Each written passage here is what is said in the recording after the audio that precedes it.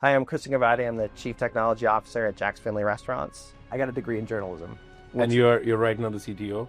Yeah, yep. Brilliant. I'd always loved computers, so I wasn't afraid of asking the right questions and trying to get more involved. Over time, I figured out, oh, this is what a network switch does. This is how you program an AP. This is how you get your network running optimally. And these are the types of security measures you do. And this is PCI compliance. My passion was systems, learning how everything worked together. And the more I did it, the better I got at it. And I've always remind yourself, you work for them, not the other way around, right? We're in service of them because they make the money in the store. So we've got to make sure that they're up, that they have, all the white glove experience they can. We try to do everything we can to make sure that they feel like we're there for them. And then when you have that buy-in and you've given that good experience, they pass it on to the guests. Don't be afraid to fail the first time. And if you do, learn from that mistake and use it as a motivation for the future. I had a poster of Michael Jordan on my wall when I was a kid, and he said he missed so many thousands of shots, but look at what he did in his career, right? But he learned from those mistakes and got better. Hi, welcome to Restrocast. Today my guest is Chris Incorvati. He's the CTO at Jack's Family Restaurants. Chris's experience starts from legal seafoods to Au Bon Pain to Panera and to now Jack's.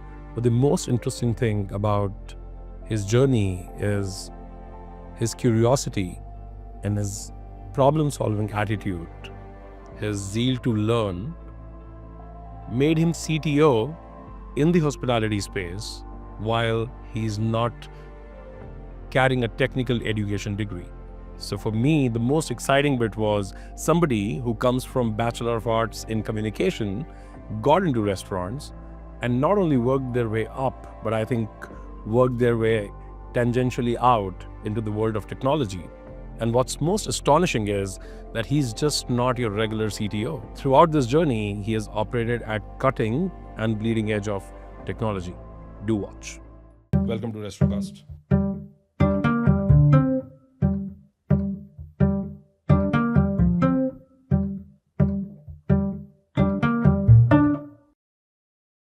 Chris, welcome to Restrocast. Thank you for agreeing to do this. No, thanks for having me. It's a pleasure to be here. Chris, we have a lot to talk about the tech and what's happening in the restaurant tech world. I'm sure you're on to a lot of cool things, and we are also here at Mertech. So I would like to know, what is it that is keeping you up nowadays? But we would like to start with the start. I believe, and we had a chat, I believe that people don't really choose restaurant industry themselves. So what happened? It all started in high school. So I started working for Boston Chicken before it was Boston Market a long time ago.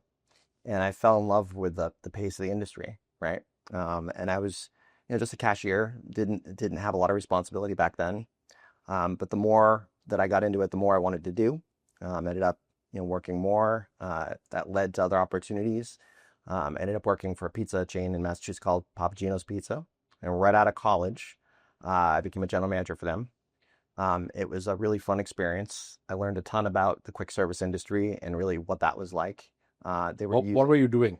I was doing everything. I was managing the restaurant as a general manager, ringing in orders on a DOS prompted online system, not online, but ordering system. And then we didn't take credit cards back then. It was a while ago, so very different. What year was this? It's been 2000, 99, 2000, around there. Mm-hmm. So, and you mean Papagino's was not accepting credit cards? Yeah, they just hadn't put it in yet. Yeah, it was only cash only. So it had really, things have really evolved over time, right? But that was my first foray into running a restaurant myself. From there, I went to full service. I went to work for Bennigan's Grill and Tavern. Wanted to get more involved and understand more about the industry, really get to learn full service, understand the bar business. That was new to me. Understand how everything worked in more of a full service environment. And then the waiting on guests. And that's really when I fell in love with restaurants, because it was all about hospitality, right? And to this day, that's really important to me, but I'll get into that a little bit later. But so from there, I got an opportunity to work for more of a, not fine dining, but a little bit finer dining, Legal Seafoods in Boston. And it was a family-owned restaurant group, very passionate about their people, about their service and their food quality.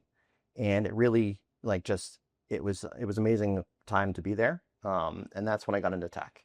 And it happened by Yeah, accident. that transition, I'm gonna go deeper in that. But Uh-huh. before that, uh, so where did you grow up? And was there any other one in the family who was in the restaurant business, or did you see restaurant business up close, you know, as an outsider? No, But yeah, it was. So I grew up in Natick, Massachusetts, and I have a younger brother and sister, and we had a tight-knit Italian family. Love food, love hospitality, love entertaining, but no one in our family really had gotten into it that much. Now I do have some relatives now that have gotten into it. I think they've experienced what restaurant life is like, and they really enjoy it. But at the time, it was just me, yeah, and so very different path. And it was hard for my family to adjust because the hours are different. You're working different hours, late at night, weekends. So that was a lot. But I've loved it. So every bit of the journey. I mean, from not many people have actually jumped from a non-tech, career, and especially if you're starting up in the restaurant at the bottom. Uh, I really want to know how the tech transition happened, but more than that, are you did you have a qualification? No. So I got a degree in journalism, And which you're right now the CTO? yeah, you know, Brilliant. Tell me, how did the transition happen? all accidental. So in 2005, 2006, when I was at Legals, we were looking at a new point of sale system, and they wanted to do some really different things. We had an inspirational leader. His name was Ken Chason. He was our CIO at the time. Really forethought about what we could do to elevate the guest experience in the restaurants. And so we were introducing handheld tableside service, pay at table devices for payment. We were the first restaurant group to use Cisco VoIP phone systems in the United States. And so we introduced the first enterprise point of sale system in the US, which was really ahead of its time. And it did some amazing things. And I fell in love with it because I really was passionate about the guests and what it could do for them. And then also help the staff really to elevate their game, to help them get more tips, to give better service, overall improve the quality. And then it helped with sales. So we saw some amazing things. We had, 20% faster table turns, 100% non-alcoholic beverage mix increase because the servers forget to ring that in. But if you're doing it table side, you capture that. We had Because that was on handhelds? yeah, because it was on handheld devices at the table. We had a server would be featuring, and after taking a drink order, and the drinks would hit the table while the server was still there. Again, 2006. This is pretty early on. It was pretty impressive. So people were really wowed by that. And then we talked about the credit card never leaving your hand and having payment table side, which is a big change for people. They didn't understand, why do I have to do this? But when we explained, this is a new process. It's here for you. You can use it. And then we saw, tips go up because all of a sudden we had tip percentages on the devices. So really advantageous for everybody, and it just helped move the dining experience and make it a little bit more flawless. And I started training that, and I wrote most of the training program for Legals. And as that came about, I started to get involved more and more with the IT department, and rolled out the system. And after that, I was asked to stay on, became a systems manager for a few years, and really kind of. How large was this operation? Give me a view into that. 34 locations up and down the East Coast. We had 6 people in IT. So small group. The restaurants did really well. They had a higher check average back then. I think, again, early 2000s, we're probably in the mid 30 range for a check for one individual. So, if you had 2, it was around $60 or $70. And so just a different type of operation. And they were very passionate about making sure all the product was fresh as can be.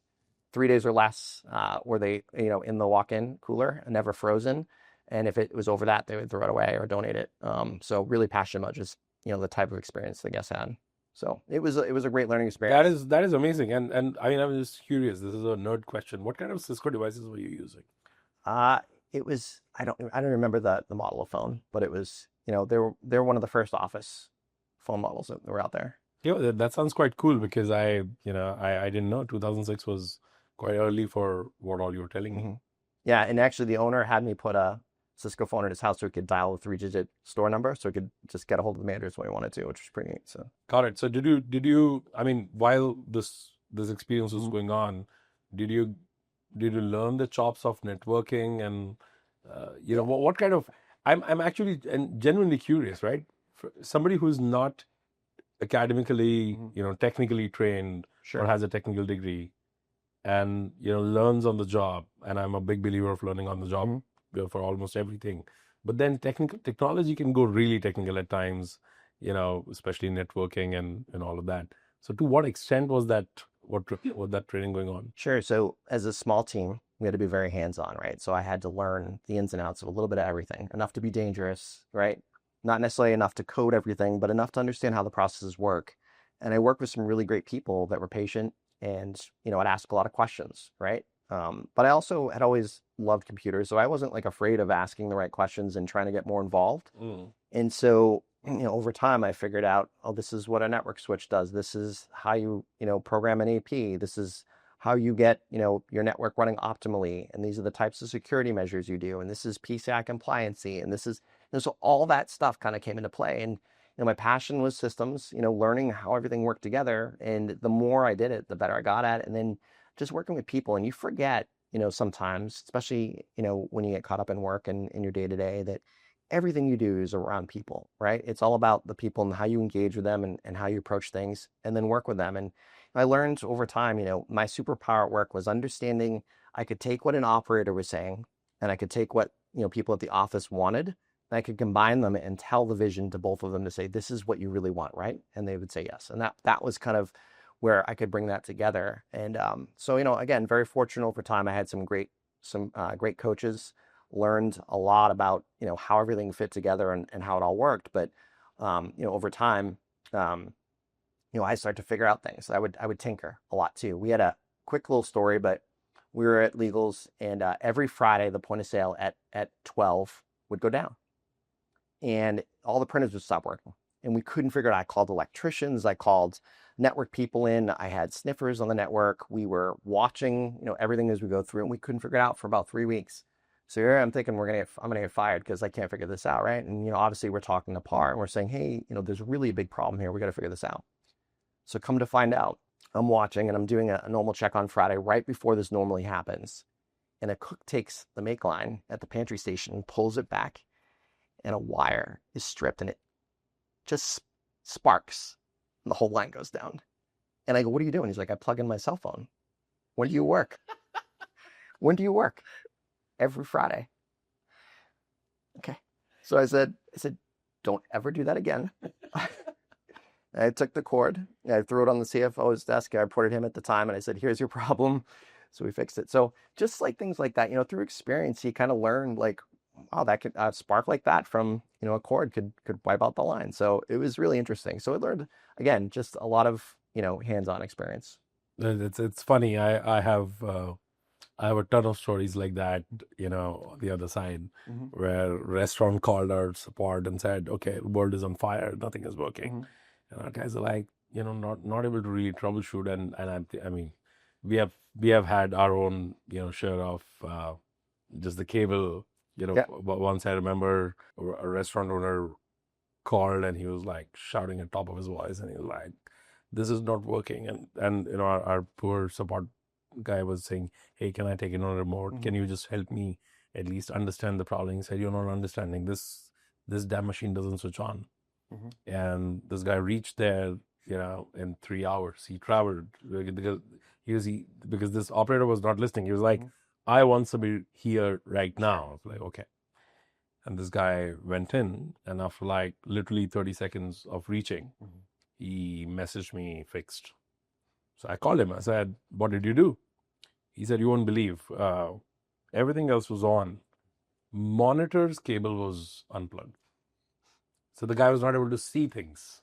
And he that's why he refused to give us a remote system or do anything on the system. So yeah. Yeah, I think everyone has those stories, right? Where, it's something simple, right? And, it's hard. It's a balance because when you're talking to people on the phone and giving support, you never want to be accusatory, right? You never know, right? It could be, sometimes there are legitimate problems. Sometimes you can't understand them. You got to see them for yourself. But always giving that level of support is super important. And I've always told my team, I'm like, remind yourself, you work for them, not the other way around, right? We're in service of them because they make the money in the store, right? So we've got to make sure that they're up, that they have, all the white glove experience they can. We try to do everything we can to make sure that they feel like we're there for them.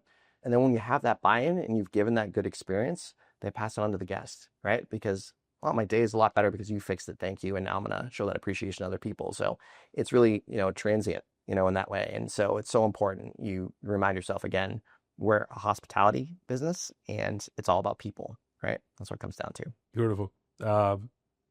When did this translate to, just, from a guy who's tinkering with the tech systems and, managing systems to actually taking a role, which is tech first? So, we got through, we got through the training and rolled out the point of sale system, and I was offered a position as a systems manager at that time, and then a couple of years later, I was a director overseeing most of the department, and then my former boss, he left for another opportunity, and so I was put in charge and did so for several years. I really learned a lot about it, and it was an amazing journey. And then from there, Au Bon Pain, which was originally started by Ron Shaich, who created Panera, was looking for someone to roll out their next generation point of sale, and they're right down the street. Literally, I could walk from Legals to Au Bon Pain, and I said, you know what? I've done everything I can here. Felt like I learned so much.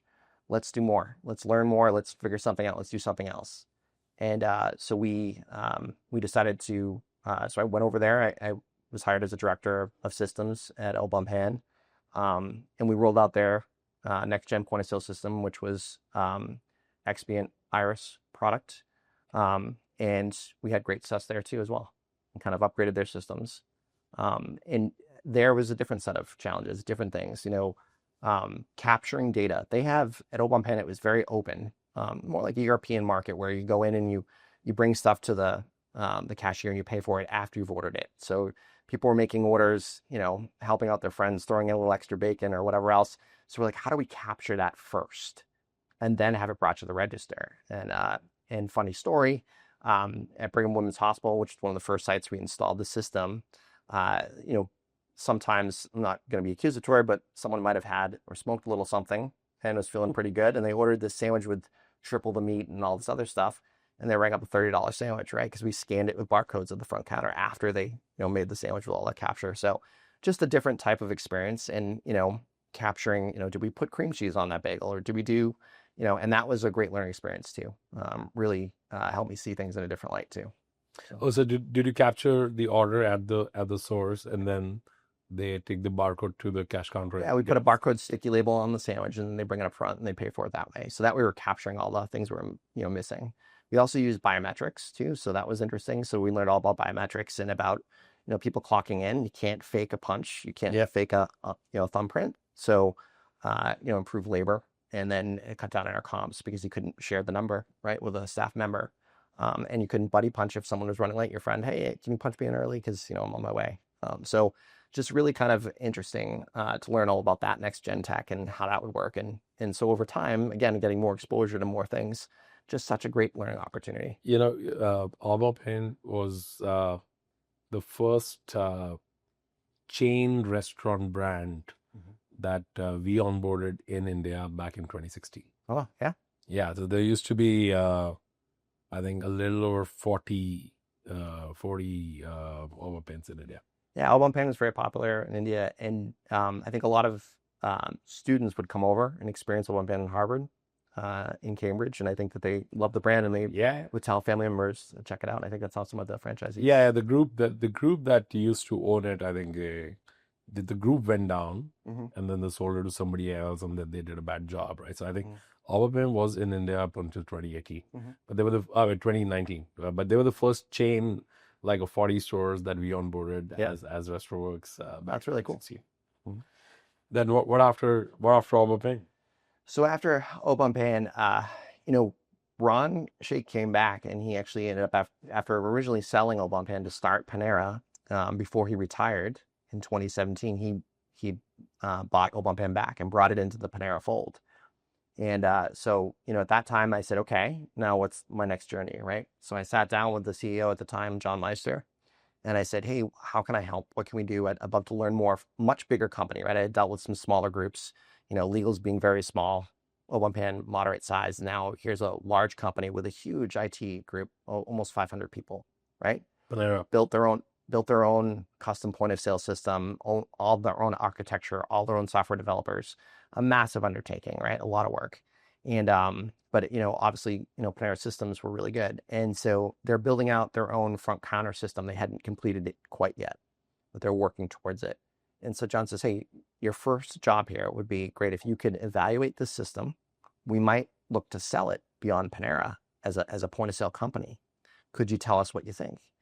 So I with help of some consultants, I came in and we did a full blown evaluation of the product.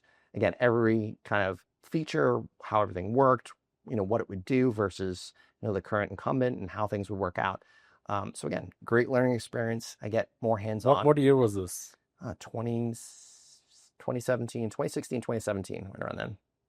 And so really kind of just trying to understand how that would all work. And then, we ended up saying that it was a great system for Panera, but really was going to be a challenge to sell it because everything was done in, to benefit Panera and their employees. And I think it worked out, and they ended up rolling that out a few years later. So, and every store in the company had its own custom proprietary system they have today. Panera continues to have their own systems today, right? Mm-hmm. Yeah. And what was the next role? So after that, he asked me to oversee the software delivery team and the marketplace application they used for third-party delivery. And I kind of worked with those teams for about 2 years, learning all the different pieces and working with the software development team that did our delivery software, because we had in-house delivery at the time. We had our own drivers. They've since pivoted. They use white label. They usually use DoorDash, I think, for their online delivery, but it was, again, now I'm working with software developers on a different scale, learning their project management practice and change management, and how they're doing things and how they're interacting and how all the teams fit together, and understanding how to manage that group, right? Very different, right? And a lot less hands-on. So how do I have to shift and manage, from being in that, I can take it and fix it myself to I've got to let these people do it and hope and coach and guide them and then help them when they need help. How do I be a servant leader and provide them the best support I can?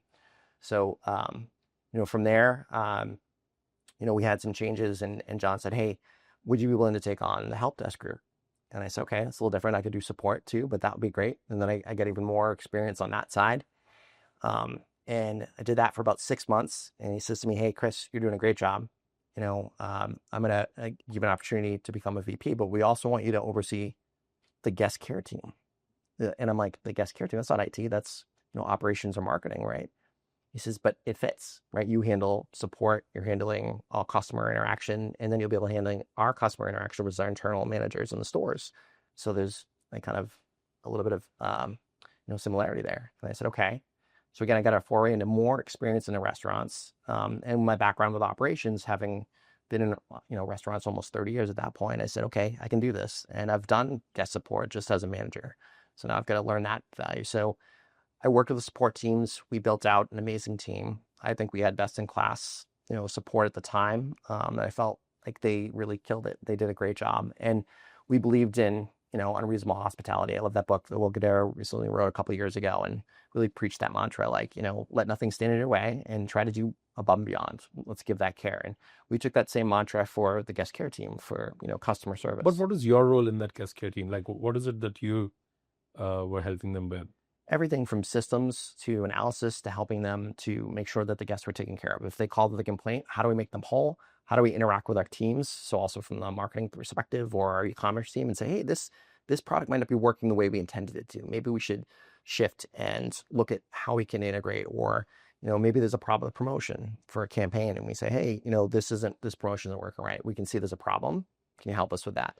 So I would be, one of those people that might try to, show them that there's another way to do things, or I might try to, reduce the amount of friction that was happening in the stores. We stuck, kind of set up a team called the friction team, and what their job, the friction team, right? Okay. And so anytime there was software or problems that we identified that were unique, or things that, created challenges for either internal or external teams, being the guest, we would, keep a record of that, report on it, and then work off it as kind of change management protocol. And it was really successful.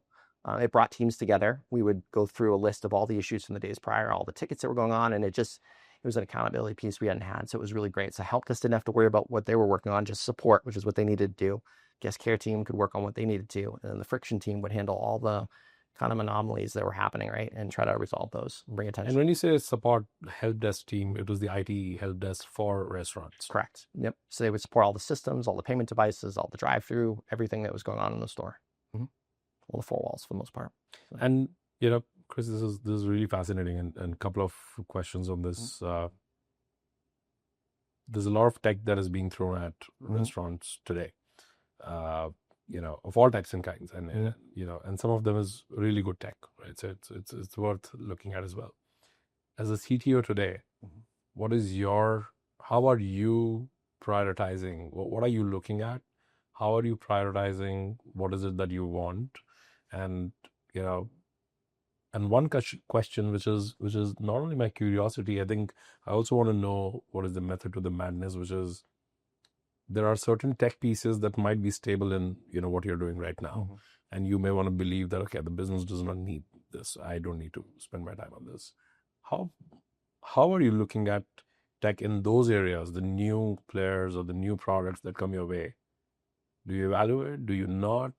If you evaluate, what do you do about them? What's the method? Sure. So let's start with the first part, which is like, what are we looking at right now, and how do we kind of, decide what's best right now for, from my current company, Jack's, which is an amazing, restaurant in the South. We're a quick service restaurant group. We're serving burgers, chicken fingers, biscuits, great breakfast, and milkshakes. And so it's simplifying. They have a huge drive-through, right? So for them, it's drive-through business, it's speed, it's making sure that is seamless as we can, right? So ordering, the cashier station, the drive-through station has to be quick. The KDS has to be readable. Things have to be great. At Jack's, when I walked in, one of the first things I noticed was that they had lines, right? They had lines that you'd walk in and people would be backed up because, again, the focus has always been on drive-through. And while the team does a really good job there, I said to myself, coming from Panera where we had kiosks, right? It makes sense to put a kiosk in. So we're looking at kiosk technology to try to put in there that would help us to improve the guest experience again, and take that friction away from, the cashier having to worry about balance of putting orders together and then ringing someone up and then going back and forth. So, so that's kind of what we're looking at for, right now today. And that's how I'm evaluating the needs of the brand, what they kind of need first and foremost, making it simple. And then from new things, right? Evaluating how do we do that? So AI is going to be a talk conversation, right? Everyone's going to bring it up. I'm sure it was probably on your list of things to discuss today, but of course we're looking at it. You can't not, right? It's in our everyday lives now, whether it's on your smartphone or whether it's, an interaction you have on a website. Isn't it being forced, especially in the restaurant space? It is, but no one has had the magic sauce yet, and again, at Panera, something else I was able to do, I was overseeing the innovation team at Panera too, which was amazing experience too. And we were trying the new things, right? So we rolled out, Open City AI, now called Tori, where they put it in stores and we were able to evaluate that system. The one thing we learned is it's not necessarily a labor saver, but what it does is it improves your order accuracy and it improves your check average because it's not afraid to upsell, right? It's going to offer a cookie every time if you want it to, or it's going to try to offer that new thing. So, really an opportunity there that I think hasn't been unlocked yet. And then here's the other thing too, restaurants don't answer their phones. There's staffing shortages right now, right? So why not have the system or AI answer the call and place the order for the guest, right? And if you can do that, and people say all the time, I hear all the time, oh, people don't call the store to place orders. They don't call to place orders because no one answers the phone. You have someone answer the phone, it'll take care of that. So, and I think it can grow sales. So I think it's really just this great opportunity that is an unlock. But I think with AI in particular, you've got to look at the encompassing vision of AI. It's got to be the voice of the brand, right? And how do you, so if a customer interacts with it, it should be the same in theory, like sound the same, look the same, so it's familiar. And there's so much you can do, right now and I've talked to a bunch of groups and companies about how do we evaluate that? What do we look for? And I've always said, just don't think about one thing. Don't settle in one area. You've got to think broader. You can focus on one to start. And for me at Jax, so Jax is probably, when we got there, it's probably about a 3 technology-wise, and we want to get to a 7. We kind of evolve it with the new point of sale rolling out and some of the things we're doing. I never want to be on the bleeding edge again like I was at Legals. I mean, it was a great experience, but I've definitely aged I aged in those years when I was there. It was Yeah, not take it easy. yeah, a little bit. No, I mean it's always fun. The new stuff's always fun, right? But it's hard to measure. You have to be very careful. You have to have great metrics. You have to make sure that you're evaluating for ROI before you even look at the product. And you've got to make sure that you're confident that it's going to work, right? You've got to do great QA work. You've got to make sure that you're evaluating every possible scenario of how things are gonna be handled. And sometimes we miss light of that. We're such in a rush to get things out the door and get it in, we lose track of why we did it in the first place, right? So, I see a lot of companies out there right now. I'm not trying to be critical of any groups, but they say, "Hey, you're going to save all this labor with AI." I'm like, how? If you're doing it a drive-through, you still need someone to take the payment. You still need someone to bag the food. It might make you a little more efficient, but the real ROI is in the upsell and in how you present, other items to the guest and the order accuracy, right? So in general, I know it's a long-winded answer, but I think when you look at new technology, you just got to be very cautious. You should always look for the new thing, right? Because if you don't, you're going to fall behind. And we were guilty of this at Panera too, because with our point of sale system, we built this system that was great for Panera and it was working great. There was no need to really evolve, even though we did. We made a lot of investment. We did a lot of great things, but you weren't comparing it to other products, right? That might have great features that you could introduce, but it was because you didn't need them, right? But so there's things that I think you always have to innovate. You always have to look forward. You always have to kind of keep your eye on what's going on out there. It's been an interesting journey, and I think as we go through the next year, I think we're going to see someone really come out and prove that AI can No, I think you made a great point, and I think I as a technology company we believe in that because a lot of our customers and prospects have asked us, "Oh, what's your AI strategy?" And I've always been telling them that you tell me what is it that you want and you believe AI can solve for your business, and we'll give you a solution. Though we are not a services shop, but my problem is that I can do a lot with AI, theoretically and practically as well. Your business won't be able to consume it because your business also has to be ready for that, and your business is not only you and your people; it's also your customers. Right. So it's in totality, if they are not able to consume a certain use case, so I think I agree with the point that it's not really about cutting the labor costs down. It can be about bringing the top line up, maybe the check size up, maybe just get things done more efficiently, faster, and so on.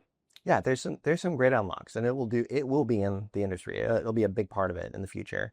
And it's just understanding how it'll be used and what it'll be done for. And I think people come up with great use cases we haven't thought of. Maybe I read someone posted this week online and LinkedIn about an article about maybe it replaces marketplaces, right? That the AI makes the decision that drives where the order comes from. So there's a lot of things I think that will help kind of improve over time and make restaurants more efficient, for sure. How how are you as a leader, Chris? Who are you as a leader? I try to be a servant leader. I try to be supportive of my team. I like to think they like to work for me, but you never know. But no, I think the most important thing for me is to make sure they understand my vision, and then the brand's vision and what we're trying to do, and approach it with accountability with a smile. I always say you have to be accountable, right? But you don't have to do it in a way that's mean. You can be approachable and explain what you're looking for, and then help people to coach them to get where they are. I was very prideful at Panera. I had several people that got promoted into positions off of my different teams over that time because of the great people that I work with. It wasn't me that did that. It was the people that work with me that helped to coach and guide, but we all have that vision, right? And that path for everyone. And the people that are really vested, they'll go through a wall for you if they believe in what you're trying to do. And so it's important to me that everyone feels supported. So I'm a supportive leader that cares, and I'm someone that wants to make a difference. And I'm in this business because it's not a job. It's my life. This is what I love to do. And I've been doing it for over 30 years, and it's exciting and it's challenging, and I'm chief firefighter, and I'll put on that hat and I'll help when I can. But I'm also a partner, and I'm someone that wants to evolve the business and learn more. I'm always a constant learner. I can never learn enough. And obviously I started from a disadvantage, right? From where I'm from. I didn't have the background as some of the people in the industry. And so to be here where I am today, I'm extremely fortunate. I love my job. But do you think that was also your advantage? The fact that you were not from the tech side, you could actually do stuff at legal or take up stuff at legal, which, the seasoned players will say, no, too risky. Maybe. I think, yeah, there's some of that. I think a little bit differently than a technologist, right? I think more like an operator sometimes, because I'm still that operator at heart. So I see things from both sides. I think it does give me a little bit of a leg up in some cases. I also know how to push people a little bit differently. I think I can communicate with people in a way that helps them bring out the best in them, and that's what's really important. I like to think that, our teams have been efficient because we understand each other, right? And again, I think it's all about if you are good to your people, right, and you make sure that they feel like they're part of something, and there's a development path for them, right? It's important to lay out, you know, the development path of these individuals. And not everyone has that dream. Some people are very, comfortable in the role they're in, right? But if they want to grow, show them how to get there and really help them. Because if I can do it, right, from where I came from, then anyone can do, anything. So it's been an amazing journey. Because what's happening on the personal side? First of all, I'm getting married in May. So Congratulations. thank you. Yeah, I'm very excited. I've been commuting between Birmingham and St. Louis recently. So it's been a lot, but it's been fun and challenging at the same time. So lots of stuff going on right now. Is that the reason why you're saying, you're not experimenting with bleeding edge tech now? No, I think I'm not afraid to do it. No, I'm not afraid to do it. I think, I would love to take on a challenge if it was the right type of challenge, right? Just kidding. But no, but you learn so, like, craziest thing, but like, I didn't know that Wi-Fi and water have the same signal. So when we were on the waterfront, right, we were using handhelds, we had to adjust the APs so that they wouldn't interact with the water so that the handhelds would work. There's so many things that, you discover when you do those things. So it's just amazing. What is one, struggle or failure during the career, which helped you grow as well, which you look back and see, okay, that struggle or that failure, allowed me to bloom into something else? I was a little mean. I think when I first started, I would micromanage people. And I felt like I had to be all over everything. I had to do it myself because I could do it faster and better, I thought. And it was a learning experience. It was humbling. And I think that when I took a step back and said, okay, if you're going to manage this way, you're going to burn out, you're going to upset everyone that you work with, and you're never going to, evolve into the leader you want to be. And so I said, how do I coach people and take a step back, but be there for them when they need your help, and make it so you're approachable so those people can help you. And I did have, I had a little bit of a tough time when I started my career, especially when I transitioned to legals, right? I went from a role that in restaurants we're moving fast, 100 miles an hour, and we might be yelling in the kitchen, not to be angry, but because we need food, we got to get out to a table and we got to get it fast, and we're worried about stuff. And so then you go into this corporate world and you're trying to transition, and you're also trying to learn a new balance, a new way to manage people. And so that was a big adjustment. But I think, it was such a great learning opportunity for me, and it changed who I am as a person. I hear a lot of, it's interesting that you said that you were mean, or you were not really that great with people when you started, because I hear a lot of empathy, in your voice, for the people you work with, or, people you are impacting with your work. What was that transition like? Do you know when it happened? Yeah, I think it was when I was at Legals towards the middle of my IT career there, and I started to understand that we were doing so much, again, bleeding cutting edge, and we had talented people. You have 7 people on that team doing all these things, 1,000 wireless devices in 34 stores up and down the East Coast, right? And you're handling all of that support. We didn't have field techs. We didn't, we had third-party advanced exchange, but we were doing a lot of help desk work. We were doing a lot of that ourselves. So, I felt pressure to do it, and then when I said, all right, how do we get better at this ourselves? So we experimented. We put up a, homegrown ticket system, and we started to just adjust how we handle things, and said, okay, everyone's got a little bit of responsibility, and take a step back, and how can I help but not have to be overseeing everything? And at that moment, people started to enjoy the job a little more. I'm like, oh, maybe this is what we should have been doing all along.